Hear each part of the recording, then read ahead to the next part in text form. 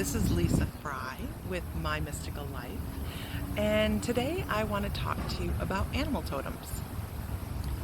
A little bit first, I want to go into the fact that I'm a shaman.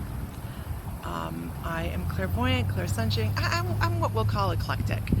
I get a little bit of everything from my guides. I do some channeling, I talk to some aliens, I do this, I do that, blah, blah, blah, blah, blah.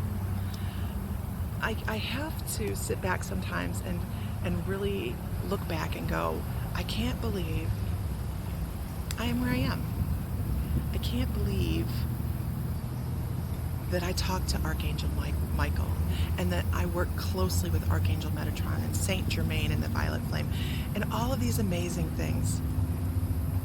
But the thing that got me started was, on reading at least, was working with animal totems. I had a rough start. My very first thing, I kind of treated it like a parlor game.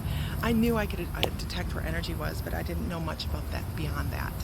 So when I first started doing this, I would go and identify energies in people's homes, and I didn't know any better.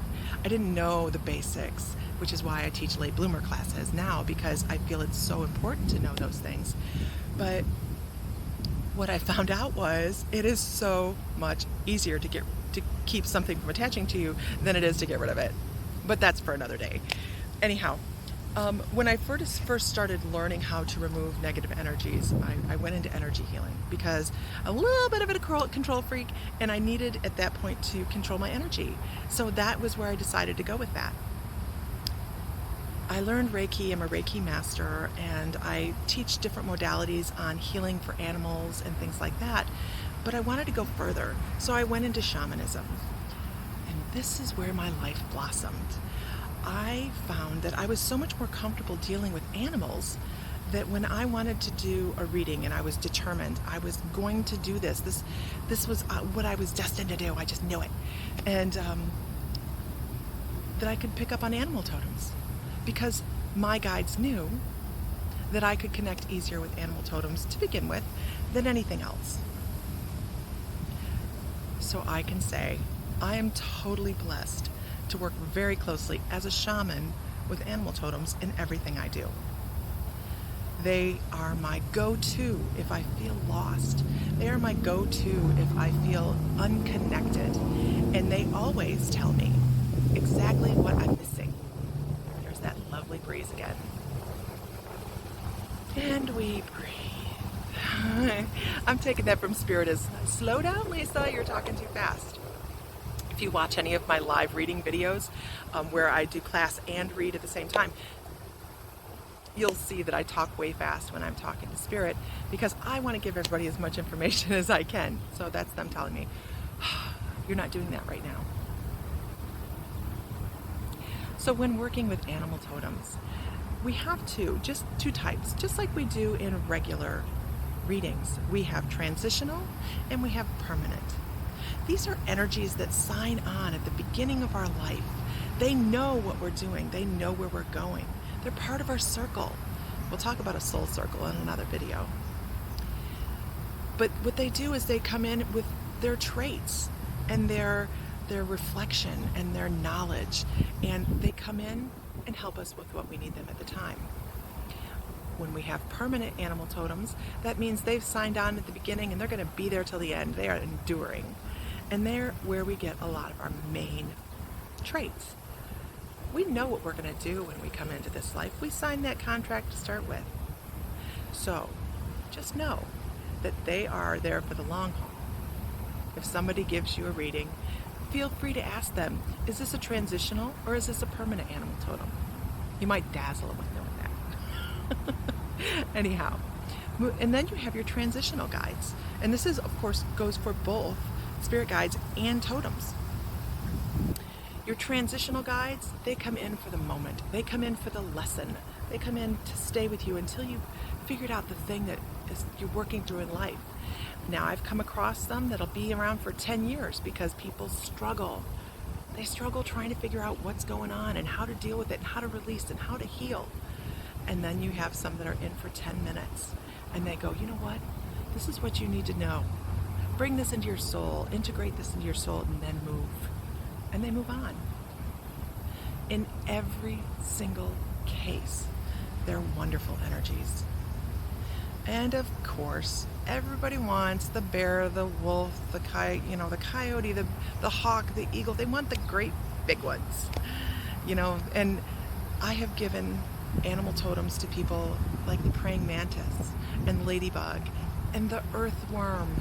These are all quality animal totems. The size or what you think is more powerful, not necessarily so. So the lessons can be learned in the small things as well as the large. When working with animal totems, I work closely with them on soul retrievals. They're wonderful to help go in and find those fragments of people's souls that they've lost through trauma over time. This is deep healing work. This is shamanic work. And they are especially gifted at going in to help with this. So I always, when doing shamanic healing, call on your animal totems. You will have water totems like the fish and the otter, the whale. I love working with the whale. And you'll have the land totems like the buffalo and the wolf, a water buffalo, all of these incredible animals. You'll have air, birds, wonderful for thought and intuitive. Fire, salamanders, animals along those lines. So we do have animal totems that correlate to the elements. We also have animal totems that bring in special messages and then leave right away. So you may find that if you're getting a reading and someone says, I have a cat talking for you, this could be an animal totem that just sachets in like a cat will do and gives a message and leaves. Have no expectations.